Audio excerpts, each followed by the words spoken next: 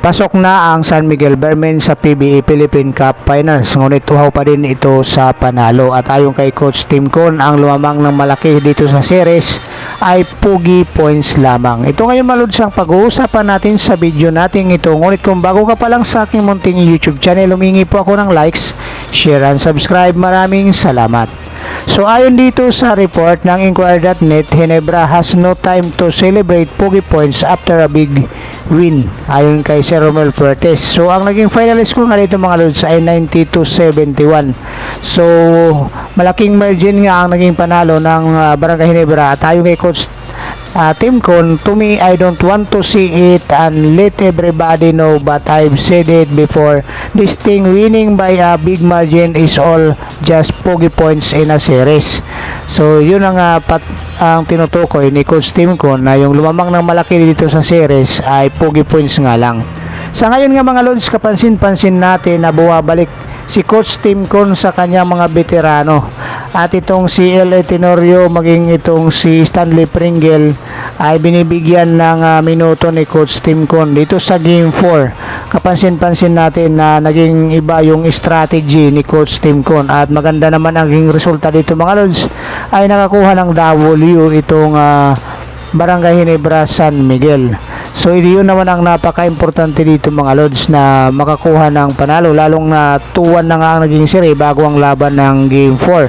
So ngayon tabla na ang serye ng dalawang kupulan na ito. So magaganap naman ang laban ng Game 5 sa MOA Arena pa rin mga lods. Kaya ngayon na itong si Christian Stardiner ay may score nga ito mga lods ng 15 points para dito sa Barangay Ginebra San Miguel. At kapansin-pansin din natin dito mga lods na binawasan nga ni Coach Tim Con ang minuto ng kanyang super rookie na si Ralph Koo.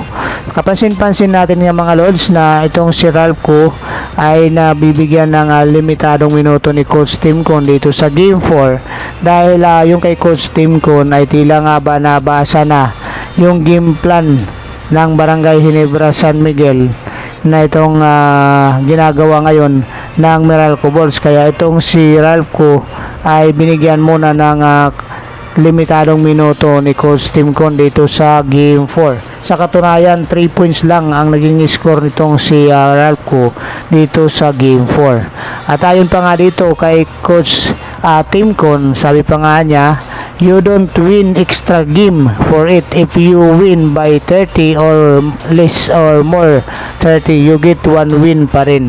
So yun nga mga lods, sabi pa nga niya, so pogi points nga lang talaga ang big margin na panalo dito sa series dahil wala namang mabibigay na extra na panalo. Isa pa rin, manalo ka ng half shot o manalo ka ng 30 points big margin, isang panalo, isang W pa rin ang may bibigay sa kupunan. Kaya yun sinasabi ni Coach Tim na pogi points lang. So dito nga pala mga lods, ay maganda nga pinapakita ni Scotty Thompson at saka ni Japet Aguilar na may score ng 21 points si Japet, 15 naman dito kay Scotty Thompson.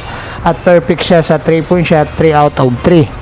At meron siyang 6 out of 7 sa field goal. So yun ang maganda na nagawa naman itong si Scotty Thompson. Samantala itong si Quinto naman mga lods ay nalimitahan sa 3 points lamang para dito sa Meralco Bulls. Maging itong si Chris Banquero ay hindi nga nakaabot ng double digit dito mga lods sa scoring. At maging itong si Newsam ay may score lang itong mga lods ng 10 points dito sa Meralco Bulls. Kaya malaki talaga ang adjustment ng ginawa ni Coach Tim dito. So puntahan naman natin mga lods ang pangalawang basketball updates natin ayon sa GMA News Online. San Miguel oust Rain or Shine advances to Philippine Cup Finals. So ngayon pasok na nga mga lods matapos walisin ng San Miguel Bearmen ang Rain or Shine.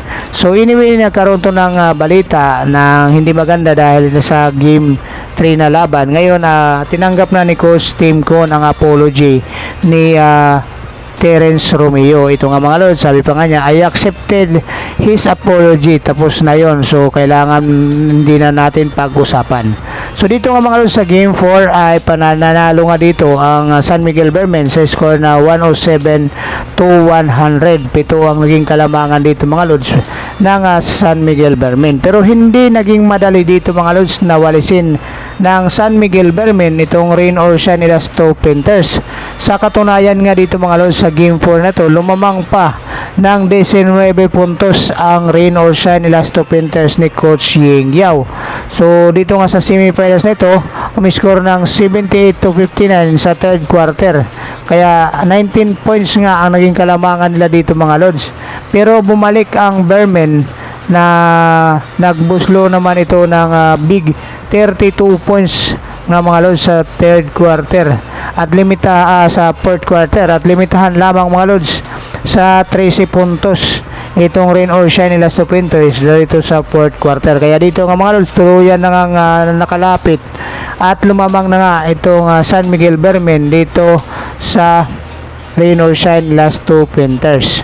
Kaya ngayon nga mga lods, itong rain or shine Elasto Painters ayon kay Coach Ying Yao ay maganda rin ang leksyon nito para sa bago niyang kupunan, yung mga batang kupunan niya na naka-experience na agad na makapasok sa semi-finals.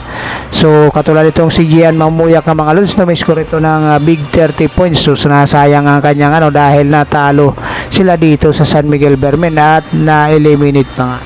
At itong si Bubelga naman mga lods ay naging limitado rin ang kanyang puntos dito mga lods dahil itong si Bubelga ay umiscore lamang itong mga lods ng 12 points para dito sa kupuran. At ayon dito kay Coach George Gallant, ito yung paghahabol nga nila mga lods. The player just did not quit. They really played with, especially in the start of the fourth, and just wanted to end the series now. That why they should get the W. So yun nga mga lods, interesado nga talaga yung mga player ng San Miguel Bermen na tapusin na sa game 4 ang laban. Kaya dito hinabol nga nila itong 19 points na kalamangan ng rain or shine Elasto Painters bago nga nila makuha itong W at mawalis nga itong rain or shine Elasto Painters. Ngayon nga mga lods ay meron pang extra week na magiging pahinga nitong San Miguel Bermen dito sa pagkakasweep nila dahil ang Barangay Ginebra San Miguel at Meralco Bulls ay patuloy pang maglalaban. At least 2 games pa nga ang paglalabanan nila. Kaya ngayon makakapagpahinga pa ang San Miguel Bermen dito mga lods.